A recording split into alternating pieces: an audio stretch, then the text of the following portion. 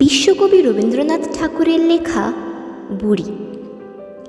এক যে ছিল চাঁদের কোনায় চরকা কাটা বুড়ি, পুরাণে তার বয়স লেখে ৭০০,০২০।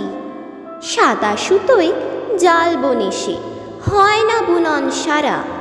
পণ ছিল তার ধরবে জালে লক্ষ কোটি তারা।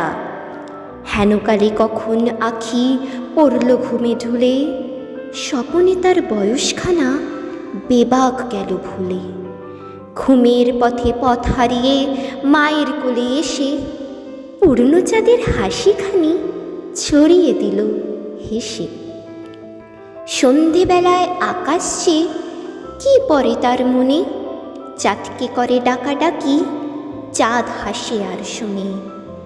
যে পথ দিয়ে এসেছিল স্বপন সাগর তীরে, দুহাত তুলে সে পথ দিয়ে চায় সে যেতে ফিরে।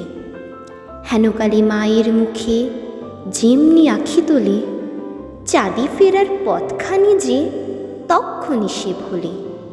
কেউ জানে না কোথায় বাসা, এলো কি পথ বেয়ে, কেউ জানে না এই মেয়ে সেই আদ্যিকালের মেয়ে।